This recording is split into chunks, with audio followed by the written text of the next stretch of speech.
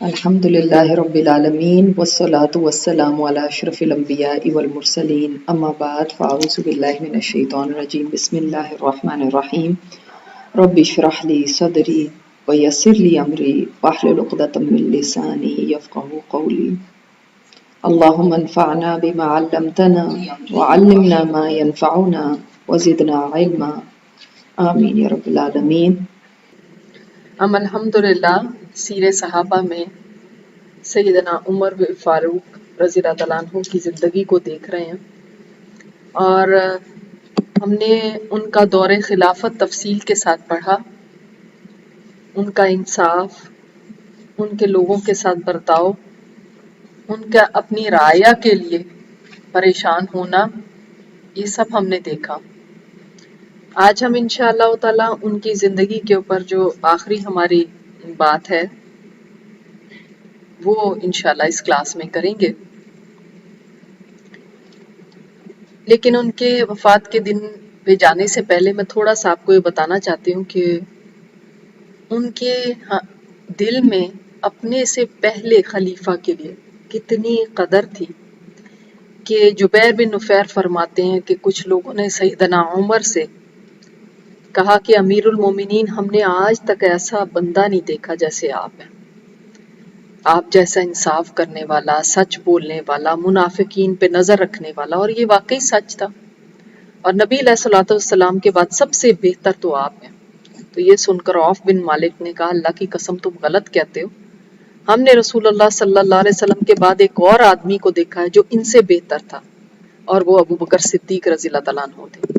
تو سیدنا عمر نے یہ نہیں فرمایا کہ یہ وہ کیسے اس طرح، یا انہوں نے کیا کیا، یا کوئی ایسی بات، بلکہ فرمایا لوگوں، عوف نے بالکل سچ کہا ہے، جبکہ تمہاری بات غلط ہے، اللہ کی قسم ابو بکر صدیق کستوری کی خوشبو سے بھی زیادہ پاکیزہ تھے۔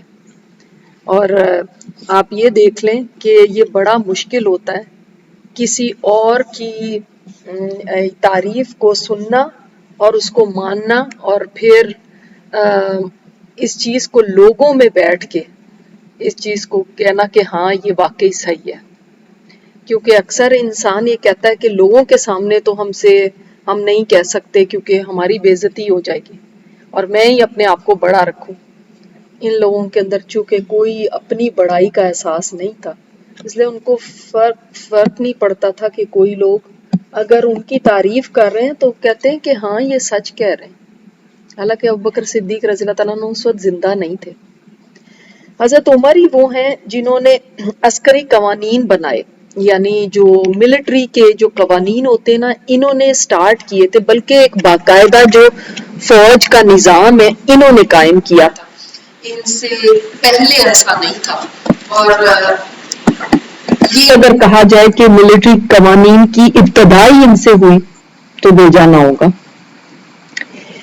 ایک موقع پر جب آپ نے عراق میں جاری جنگ کے دوران لشکر کی مدد کے لیے مزید کمک بھیجی تو اس پر ابو عبید بن مسعود ثقفی کو امیر مقرر کیا، اور انہیں بتایا کہ کیسے ڈیفنس کمیٹی ہوگی جو ساتھ ہوگی، کس طرح آپ نے ان سے مشاورت کرنی ہے، پیش قدمی کے موقع پہ آپ نے کیسے پیش قدمی کرنی ہے، آپ نے رکنا کیسے ہے، یہ ساری باتیں ان کو سمجھا کے بھیجی۔ یعنی پیچھے سے یہ ساری یعنی جو آج کے آپ کے قوانین ہیں نا، سمجھ لیں کہ وہ قوانین وہ انہوں نے سکھائے اپنی فوج کو، اور کیسے آپ نے اصحاب رسول کی بات سننی اور مشورہ ان سے کرنا ہے اور مشورے کے ساتھ چلنا ہے۔ اور فرمایا کرتے تھے کہ جنگ میں وہی آدمی کامیاب ہوتا ہے جس کی طبیعت میں ٹھہراؤ ہوتا ہے اور وہ موقع شناس ہوتا ہے۔ اچھا، پھر اسی طرح پولیس ڈپارٹمنٹ انہوں نے شروع کیا تھا، اور جس میں لوگوں کو بھرتی کیا ہوا تھا کہ وہ رات کے وقت گشت کیا کرتے تھے۔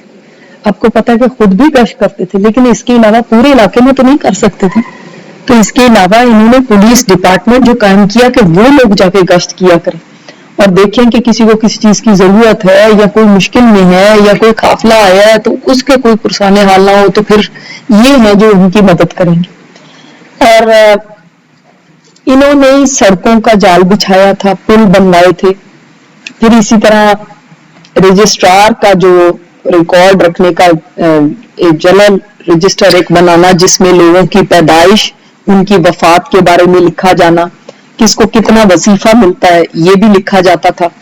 اور یہ وہ پہلے آدمی تھے جنہوں نے قرآن پاک حفظ کرنے کے اوپر لوگوں کے لیے وظیفہ مقرر کیا ہوتا کہ جو بھی قرآن پاک حفظ کرے گا اس کو وظیفہ دیا جائے گا. انہوں نے خزانے کو ایسے مطلب ڈیولپ کیا، اس طرح اس کی نگہداشت کی کہ مسلمان تو مسلمان، غیر مسلموں کو بھی جو ان کے غرباء مساکین ہوتے تھے عیسائیوں کے، ان کے، تو ان کو بھی اس کے اندر سے دیا جاتا تھا ایک وظیفہ تاکہ وہ بھوکے نہ مرے. پھر امپورٹڈ گڈز کے اوپر انہوں نے ٹیکس لگانا شروع کیا تھا کہ جو امپورٹ ہو کے آتی ہیں، باہر سے لے کر آتے ہیں، ان کے اوپر ٹیکس لگایا جائے. پھر یہ سکوں کا ویٹ کتنا ہونا چاہیے، کیسے ہونا چاہیے، چاندی کے سکے، سونے کے سکے، ان کے کتنا ویٹیج ہونا چاہیے، وہ سارا انہوں نے مقرر کیا تھا. اس سے پہلے ایسے ہی یوز ہوتے تھے. اور انہوں نے مسلمانوں کو یہ حکم دیا تھا کہ غیر مسلموں کی عبادت گاہوں کو نہیں گرائیں. کیا تو غیر مسلموں کو بھی عبادت کرنے کے لیے انہوں نے پوری اجازت دی تھی. اسی طرح سورہ مومنون کی جب آیات اتری تھی تو ان کے سامنے چونکہ اتری تھی تو آپ صلی اللہ علیہ وسلم تلاوت فرما رہے تھے، اور ان آیات میں انسان کی چونکہ پیدائش کا ذکر تھا تو اللہ تعالیٰ نے سورہ مومنون کی جب آیت 12 سے 14 تک نازل فرمائی، وَلَقَدْ خَلَقْنَا الْإِنسَانَ مِنْ سُلَالَةٍ مِنْ طِينٍ، تو اس وقت جب اللہ تعالیٰ نے فرمایا کہ ہم نے پھر اس طرح انسان کو بنایا گوشت کی لوتھڑے سے، اور پھر اس کو لوتھڑے سے ہڈیاں بنائی، پھر ہڈیوں پہ گوشت چڑھایا، پھر ہم نے اس کو ایک صورت میں بنایا تو ان کی زبان سے بے ساختہ نکلا تھا تبارک اللہ احسن الخالقین. تو تب اللہ تعالیٰ نے اسی کا اگلا حصہ اسی آیت کا نازل فرمایا فتبارک اللہ احسن الخالقین. تو یہ انہوں نے یعنی فرمایا تھا. اس طرح ایک مرتبہ قاب احبار جو تھے، جو پہلے یہودی عالم تھے پھر مسلمان ہو گئے تھے، تو سیدنا عمر سے پوچھنے لگے کیا آپ نے خواب میں کچھ دیکھا ہے؟ تو سیدنا عمر ہنس پڑے اور پوچھا کہ آپ کیوں یہ میرے سے سوال کر رہے ہیں؟ تو قاب احبار کہنے لگے ہماری کتابوں میں ذکر ہے کہ اس امت میں ایک آدمی ہوگا جس کو خواب میں بھی امت کے معاملات کے بارے میں رہنمائی دی جائے گی. سبحان اللہ، کتنا بڑا ان کا مقام ہے. اور ان کی نمازوں میں خشوع کا عالم یہ تھا کہ نماز پڑھتے تھے جس وقت تو ان کی رونے کی آواز پچھلی صفوں تک جایا کرتی تھی. اتنا نماز کے اندر خشوع کے ساتھ نماز پڑھتے تھے، اور لوگ بھی ظاہر ہے ان کی تلاوت سنتے تھے تو لوگ بھی پیچھے روتے تھے. ایک دفعہ ازواج مطہرات نے سیدنا عمر سے حج کی اجازت مانگی. آپ صلی اللہ علیہ وسلم کا تو ظاہر ہے وصال ہو چکا تھا، تو پہلے سیدنا عمر نے اجازت دینے سے انکار فرمایا. جب انہوں نے اصرار کیا تو سیدنا عمر نے فرمایا میں آپ کو اس سال اجازت نہیں دے سکتا، آئندہ سال اجازت دوں گا. اور یہ صرف میری رائے نہیں ہے بلکہ بہت سے صحابہ کا مشورہ ہے. اگلے سال سیدنا عمر نے امہات المومنین کے سفر کے لیے خصوصی انتظامات کیے اور عثمان بن عفان اور عبد الرحمن بن عوف کو ان کے ساتھ روانہ کیا اور ان کو ہدایات دی کہ تم میں سے ایک ان کے آگے آگے اور دوسرا ان کے پیچھے پیچھے چلے گا اور ان کے ساتھ کوئی نہیں چلے گا. اور جب پڑاؤ کا وقت آئے تو انہیں کسی گھاٹی میں اتارنا اور خود اس گھاٹی کے کنارے پر پہرا دینا تاکہ ان تک کوئی نہ پہنچ سکے. جب طواف کا وقت آئے تو ان کے ساتھ صرف عورتیں طواف کریں، ان کے ساتھ کسی مرد کو طواف کرنے نہ دینا. اتنا زیادہ ان کی یعنی اس چیز کا خیال رکھا، ان کی عصمت کا، عزت کا، کیونکہ آپ صلی اللہ علیہ وسلم کا گھرانہ تھا، لہٰذا ایکسٹرا ایک کیئر کے ساتھ ان کو روانہ کیا.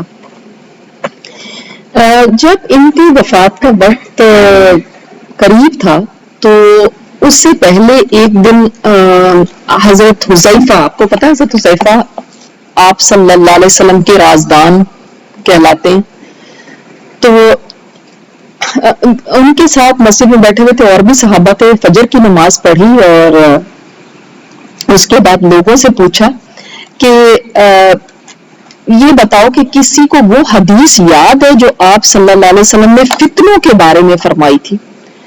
تو یہ روایت کر رہے ہیں حضرت حذیفہ کہ حضرت عمر نے اس طرح پوچھا.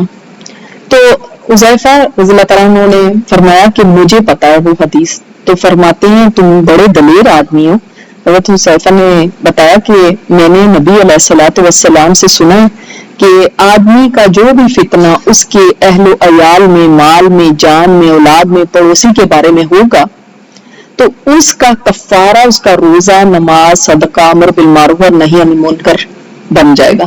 یعنی کیا مطلب کہ آدمی کے لیے اگر اس کے پڑوسی یا اس کے اہل یا مال یا جان کے اندر کوئی اس سے کمی کوتاہی رہ جاتی ہے نا تو اس کی نماز، روزہ، امر بالمعروف اور نہی عن المنکر اس برائی کو مٹا دیتے ہیں۔ تو عمر رضی اللہ عنہ نے فرمایا میں نے اس فتنے کے بارے میں سوال نہیں کیا، میری مراد وہ فتنہ ہے جو سمندر کی طرح جوش مارے گا۔ میں نے عرض کیا بھلا آپ کو اس فتنے سے کیا واسطہ؟ آپ کو کیا؟ آپ کے اور فتنوں کے درمیان تو ایک بند دروازہ موجود ہے۔ آپ کو پتا نا حضرت عمر کتنا زیادہ فتنوں کو ختم کرنے والے تھے۔ میں آپ کو بتایا کہ وہ جو صبیغ نامی آدمی تھا وہ بھی جو شکوک و شبہات پھیلاتا تھا، افواہیں پھیلاتا تھا، اس کو بھی کیسے انہوں نے اس کی پٹائی کی اور اس کو بالکل نکال دیا تھا وہاں سے۔ تو بہت زیادہ اس چیز میں محتاط رہتے تھے۔ تو وہ اس حضرت حذیفہ نے فرمایا کہ آپ کو فتنوں سے کیا، آپ کے اور فتنوں کے درمیان تو ایک بند دروازہ موجود ہے۔ تو حضرت عمر نے پوچھا کیا وہ دروازہ توڑ دیا جائے گا یا اس کو کھول دیا جائے گا؟ تو حذیفہ فرماتے ہیں کہ میں نے کہا وہ دروازہ ٹوٹ جائے گا۔ انہوں نے پھر آگے سے فرمایا جب وہ ٹوٹ گیا تو قیامت تک پھر یہ دروازہ بند نہیں ہوگا۔ سمجھ آئی ایک بات؟ ان کے اور فتنوں کے درمیان ایک بند دروازہ ہے، ٹھیک ہے؟ یعنی حضرت حذیفہ سے بھی پوچھا گیا نا کہ اس دروازے کے بارے میں کیا وہ جانتے تھے؟ ان کو سمجھ آ گئی تھی کہ کیا آپ کہہ رہے ہیں؟ انہوں نے کہا وہ اتنا اچھی طرح جانتے تھے جیسے تم لوگوں کو پتا ہے کل کا آنا یقینی ہے، اور ان کو بالکل شک نہیں تھا۔ تو ابو وائل فرماتے ہیں ہم اس بات سے ڈرے کہ اب ہم کس طرح پوچھیں کہ اس دروازے کے بارے میں کیا پوچھیں، کیسے پوچھیں۔ تو ہم نے مسروق سے جو ایک تابعی ہیں ان سے پوچھا کہ آپ حضرت حذیفہ سے دروازے کے بارے میں پوچھیں۔ تو مسروق نے جب حضرت حذیفہ سے پوچھا کہ وہ دروازہ کون تھا تو فرمایا وہ دروازہ عمر تھے جو فتنوں کے درمیان ہے۔ امت کے اور فتنوں کے درمیان یہ عمر ہیں جو دروازہ ہے، اور یہ دروازہ توڑ دیا جائے گا مطلب یہ خود نہیں فوت ہوں گے، ان کو قتل کیا جائے گا، ٹھیک ہے؟ تو وہ سمجھ گئے یہ بات کو۔ اور پھر کیا فرمایا کہ یہ دروازہ ٹوٹ گیا نا تو قیامت تک یہ دروازہ پھر اب بند نہیں ہوگا، یعنی قیامت تک اس امت میں فتنے اٹھتے رہیں گے۔ اور آپ دیکھ لیں حضرت عمر کے بعد حضرت عثمان کی انشاءاللہ زندگی رہی تو ہم پڑھیں گے کہ ان کی شہادت کیسے ہوئی، اور فتنے اتنے کہ پھر شیعہ سنی والا بھی اس وقت سے شروع ہوا، پھر یہ خوارج کے فتنے، پھر اور آگے فتنے بڑھتے ہی گئے، اب یہ نہیں بند ہونے۔ حضرت عمر کے وقت تک یہ فتنے بند تھے اور کوئی جرت نہیں کر سکتا تھا کہ یہ کوئی فتنے اٹھائے اس امت کے اندر۔ سبحان اللہ۔ حالانکہ دیکھیں یہ باتیں کوئی غیب نہیں تھی، لیکن ان کی فراست تھی، اتنی سمجھ تھی کہ ان کو پتا تھا کہ یہ بات کس چیز کے اوپر ہو رہی ہے۔ ذرا پلیز فونز بند کر دیں جی۔ اس طرح جب ان کی وفات ہونے والی تھی نا تو آپ کو پتا ہے جو کچھ لوگ ہوتے ہیں جن کو پتا چلنا شروع ہو جاتا ہے کہ اب ہمارا آخری ٹائم آنے والا۔ آپ نے بھی کسی کا ضرور سنا ہوگا کہ اللہ کے کچھ ایسے بندے ہوتے ہیں اللہ تعالیٰ کی طرف سے ان کو سائنس ملنا شروع ہو جاتے ہیں۔ تو بعض صحابہ نے ایسے خواب دیکھے جن سے ان کو پتا چل رہا تھا کہ یہ اب زیادہ دن زندہ نہیں رہیں گے، اور حضرت عمر رضی اللہ تعالیٰ عنہ نے خود بھی دیکھا خواب۔ تو ایک خواب تو ابو موسیٰ اشعری نے دیکھا، وہ بیان کرتے ہیں میں نے خواب میں دیکھا کہ میرے سامنے کئی راستے ہیں، پھر سارے راستے اچانک غائب ہو گئے، صرف ایک راستہ بچا۔ میں اسی راستے پر چلتا ہوا ایک پہاڑ تک جا پہنچا، کیا دیکھتا ہوں کہ رسول اللہ صلی اللہ علیہ وسلم پہاڑ پہ ہیں اور ابو بکر صدیق بھی ان کے ساتھ موجود ہیں۔ تو آپ صلی اللہ علیہ وسلم عمر کو اشارہ کر کے اپنی طرف بلا رہے ہیں۔ میں نے کہا انا للہ و انا الیہ راجعون، امیر المومنین اب فوت ہونے والے۔ جب میں نے یہ خواب انس رضی اللہ تعالیٰ عنہ کو سنایا تو انس کہنے لگے آپ امیر المومنین حضرت عمر کو اپنے خواب سے آگاہ کیجئے تو فرمایا کہ میں عمر کو ان کی وفات کی خبر کیسے دے سکتا ہوں؟ جب کوئی دنیا سے چلا جائے اور وہ ایسے بلا رہا ہو تو اس کا مطلب یہی ہے کہ وہ اپنے پاس بلا رہے ہیں، تو یعنی اب ان کی وفات ہونے والی ہے۔ اسی طرح ایک اور خواب بھی دیکھا، عوف بن مالک کہتے ہیں کہ ابوبکر صدیق رضی اللہ عنہ کی خلافت کا ٹائم تھا، یہ تب انہوں نے خواب دیکھا تھا کہ میں نے خواب دیکھا کہ ایک رسی لٹکی ہوئی آسمان سے اور لوگ اس کو پکڑنے کی کوشش کر رہے ہیں لیکن کسی سے پکڑی نہیں جا رہے، اور عمر جو ہیں رضی اللہ تعالیٰ عنہ وہ لمبے ہیں تو وہ رسی کو پکڑ لیتے ہیں اور اس پہ چڑھ جاتے ہیں۔ تو میں نے کہا کہ انہوں نے کیسے پکڑ لی اور باقی تو کوئی بھی نہیں پکڑ سکا اور یہ چڑھ بھی گئے؟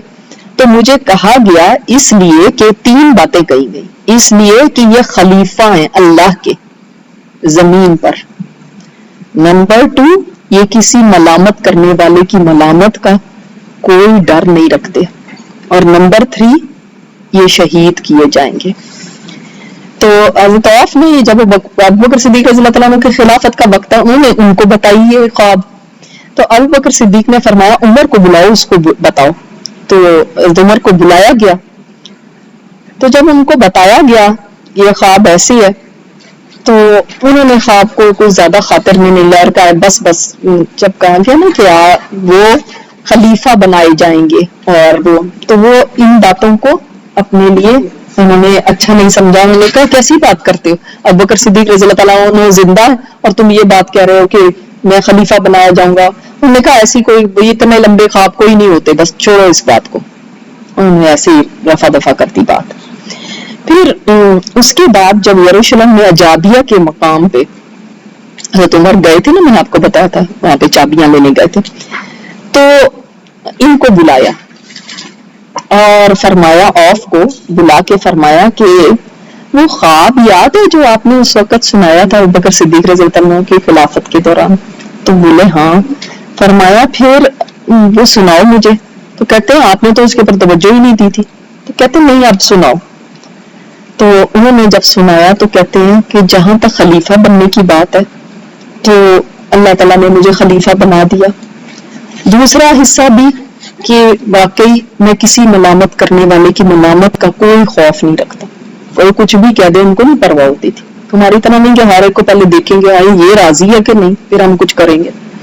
اور تیسری بات، تیسرا حصہ کہ شہید کیے جائیں گے، تو میں تو مدینہ میں رہتا ہوں، پھر میں کیسے شہید کیا جاؤں گا؟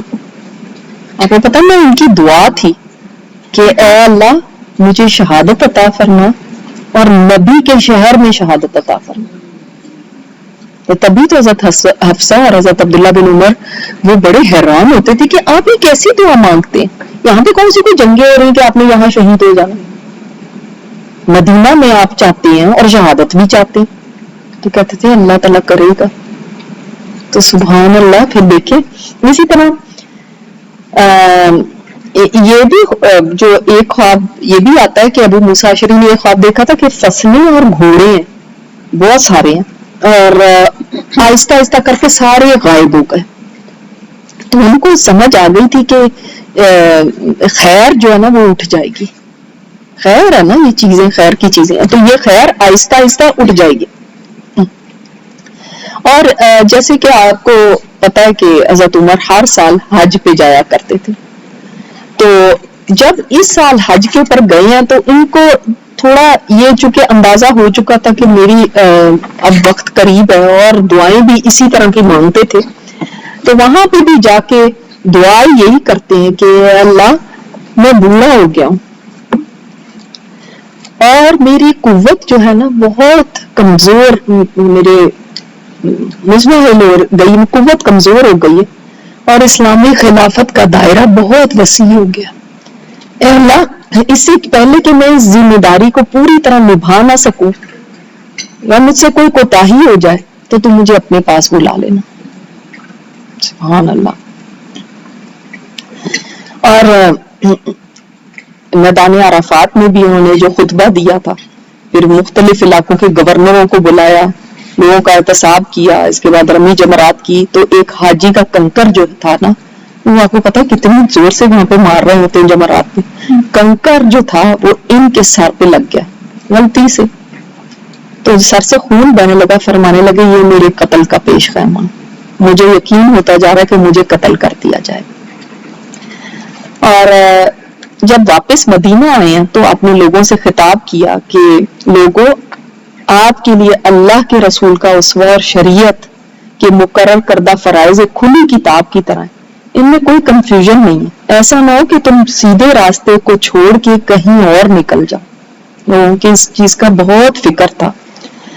اور پھر لوگوں سے ایک دن خطاب کرتے ہوئے کہتے ہیں اس دنیا میں کبھی کسی سے وفا نہیں کی، میری چھٹی حص مجھے بتا رہی ہے کہ اس دار فانی سے میرے کوچ کا وقت قریب آ پہنچا ہے۔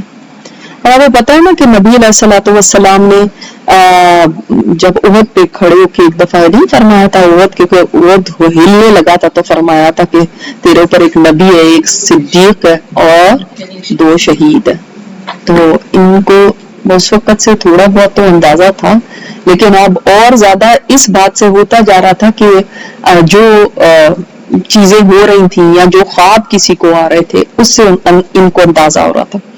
پھر اسی طرح فرماتے ہیں کہ لوگوں سے فرماتے ہیں کہ لوگوں مجھے امید ہے کہ اللہ تعالیٰ میری خواہش ضرور پوری کرے گا، یعنی شہادت کی، کیونکہ میں نے خواب میں دیکھا ہے کہ مجھے ایک مرغے نے 2-3 دفعہ چونچے ماری ہیں، اور انہوں نے اس کی تعبیر یہ کی کہ کوئی اجمی آدمی مجھے قتل کرے گا۔ مرغا جو ہوتا تھا نا عرب میں بزدلی کے لیے سمجھا جاتا تھا، بزدلی کی علامت اور بہت شور مچانے والی چیز۔ تو انہوں نے خواب میں اس طرح سے دیکھا تو انہوں نے کہا کہ مجھے یہ لگ رہا ہے کہ مجھے قتل کیا جائے۔ اب جو ان کا قاتل تھا اس کے بارے میں بھی تھوڑا سا جان لیں۔ ان کو قتل کرنے والا ابو لؤلؤ تھا۔ یہ کون تھا؟ یہ ایک مجوسی تھا، یہ جو تارا پرست آگ کی پوجا کرنے والے، اور یہ فارس کا رہنے والا تھا۔ جب فارس میں فتوحات ہوئی نا، ایران وغیرہ کو ان کو فتح کر لیا جب مسلمانوں نے، تو ویسے کبھی بھی کسی کو الاؤڈ نہیں تھا کہ وہ مدینہ میں آ کے رہے، مدینہ میں بسے۔ یہ جو مفتوحہ علاقے ہوتے تھے نا، وہاں کا کوئی بندہ آ کے یہاں پہ یعنی ایز سٹیزن نہیں رہ سکتا تھا مدینہ میں آ کے۔ اور اس کی وجہ آپ خود سمجھ سکتے ہیں کہ ظاہر ہے جن علاقوں کو فتح کیا جاتا ہے وہاں کے لوگوں کے اندر ایک نفرت، اور جو بھی ان کو فتح کرتا ہے اس کے بارے میں ایک انتقام لینے کا جذبہ ہوتا ہے، تو اس لیے کسی کو بھی اجازت نہیں تھی۔ ابو لؤلؤ کے بارے میں مغیرہ بن شعبہ جو تھے، یہ ابو لؤلؤ ان کا غلام تھا، تو انہوں نے آ کے حضرت عمر سے خاص طور پہ سفارش کی کہ میں اس کو مدینہ لانا چاہتا ہوں، اس لیے کہ یہ بہت ماہر کاریگر ہے، بڑی زبردست چیزیں بناتا ہے، ہتھیار بناتا ہے، اس طرح کی چیزیں بڑی زبردست بناتا ہے۔ جیسے آپ دیکھیں بھی آج بھی کوئی بھی سکلڈ آدمی جو ہے ہر جگہ اس کی ڈیمانڈ ہوتی ہے، تو انہوں نے خاص طور پہ یہ اجازت لی کہ یہ میں اس کو یہاں پہ مدینہ میں رکھنا چاہتا ہوں۔ تو خیر یہ وہاں پہ کام کرتا تھا اور واقعی بہت ماہر تھا۔ تو ایک دن یہ حضرت عمر رضی اللہ تعالیٰ عنہ کے پاس آیا اور اس نے کہا کہ میں اپنے آقا مغیرہ کی شکایت لے کر آیا ہوں، کیونکہ وہ مجھ سے ہتھیار بنواتے ہیں اور میری بڑی محنت لگتی ہے اور مجھے اتنا کمیشن نہیں دیتے اور خود زیادہ رکھتے ہیں، میرے سے لیتے ہیں۔ عمر رضی اللہ تعالیٰ عنہ نے پوچھا کتنا دیتے ہیں، کیا کرتے ہیں؟ اور سیدنا عمر ایسے نہیں تھے کہ وہ کسی کی سائیڈ لیں، آپ کو پتا ان کی پوری زندگی انصاف والی تھی۔ تو مغیرہ کو بھی کئی دفعہ انہوں نے کئی باتیں کہیں صحیح کیا، تو جب انہوں نے یہ بات سنی تو انہوں نے کہا کہ نہیں، یہ انصاف ہی سے تمہیں دے رہا ہے، ایسا نہیں ہے کہ تمہارے ساتھ کوئی زیادتی ہو رہی ہے، اور واقعی بھی انصاف سے دے رہے تھے۔ پھر بھی مغیرہ کو بلا کے بھی کہا کہ تم ذرا اس کے ساتھ نرمی کرو، لیکن ابو لؤلؤ کو یہ کہہ کے بھیج دیا کہ نہیں، وہ تمہارے ساتھ انصاف ہی کر رہے ہیں۔ بعض جگہ آتا ہے کہ اسی چیز کا اس کو بہت گرج تھا کہ انہوں نے ایسے کیوں کیا، اور بعض جگہ پہ یہ بھی آتا ہے کہ چونکہ وہ ایک ایسے علاقے سے تھا جس کی قوم کو، بلکہ یہ سپر پاور تھے فارس، ان کو جب مسلمانوں نے فتح کیا تو ظاہر وہاں کے لوگوں کے اندر ایک نفرت اور ایک انتقام، اور یہ بہت زیادہ تھا۔ اس کا نام فیروز بھی کہا جاتا ہے، ابو لؤلؤ اس کا نام فیروز بھی بتایا جاتا ہے۔ تو اس نے دل کے اندر اس بات کو رکھ لیا۔ ایک دن عمر رضی اللہ تعالیٰ عنہ اس کے پاس سے گزر رہے تھے تو انہوں نے ایسے ہی اس سے کہا سبحان اللہ، انہوں نے کہا کہ سنا ہے کہ تم پنچکی نہیں ہوتی ونڈ مل، تم بڑی اچھی وہ بناتے ہو تو مجھے بھی ایک بنا کے دینا. تو اس نے آگے سے کیا جواب دیا کہ میں تو ایسی بناؤں گا نا آپ کے لیے کہ دنیا اس کی باتیں کرے گی. تو عمر رضی اللہ تعالیٰ عنہ نے فرمایا اس نے مجھے قتل کی دھمکی دی ہے. تو صحابہ کہتے ہیں تو پھر آپ کچھ کریں؟ تو فرمایا نہیں، میں صرف ایک گمان کی وجہ سے تو نہیں کسی کو کچھ کہہ سکتا، لیکن اس نے ایک دھمکی اس وقت ہی دے دی تھی. تو کیا ہوا کہ کہا جاتا ہے ذی الحج کا ہی مہینہ تھا، 23 تاریخ تھی، کہیں 26 تاریخ بھی آتی ہے. فجر کا وقت تھا اور حضرت عمر رضی اللہ تعالیٰ عنہ کی عادت یہ تھی کہ صلاۃ الفجر پڑھنے کے لیے یا کوئی نماز پڑھنے کے لیے جاتے تھے تو پہلے صحابہ کی صفوں کو درست کرتے تھے، ان کی صفیں سیدھی کیا کرتے تھے.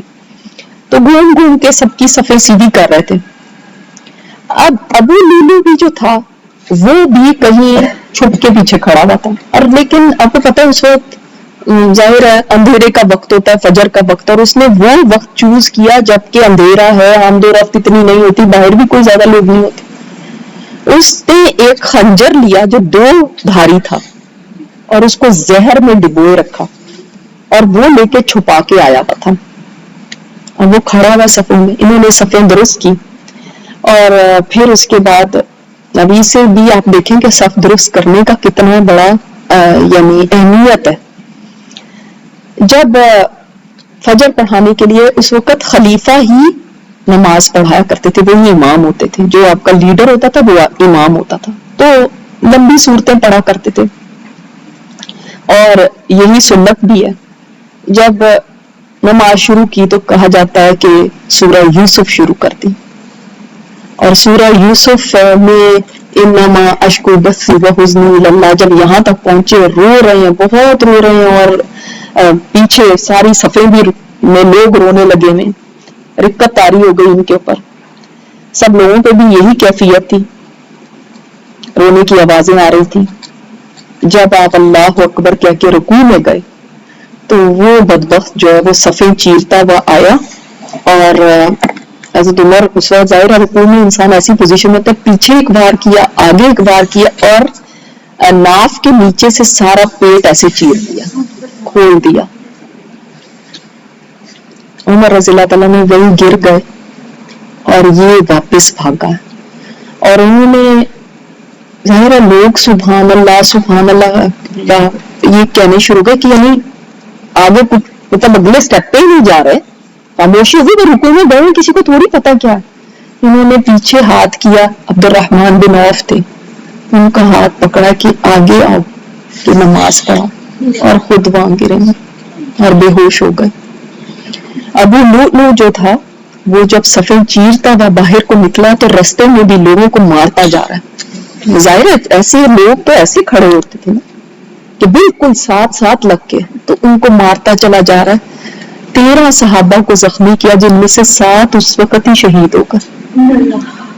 اور جب باہر نکلنے لگا اس وقت ایک صحابی نے اپنی چادر پکڑ کے اس کے اوپر ڈالی ہے کہ اس کو آگے نظر نہ آئے، اور اس کو دبوچ لیا، قابو کر لیا.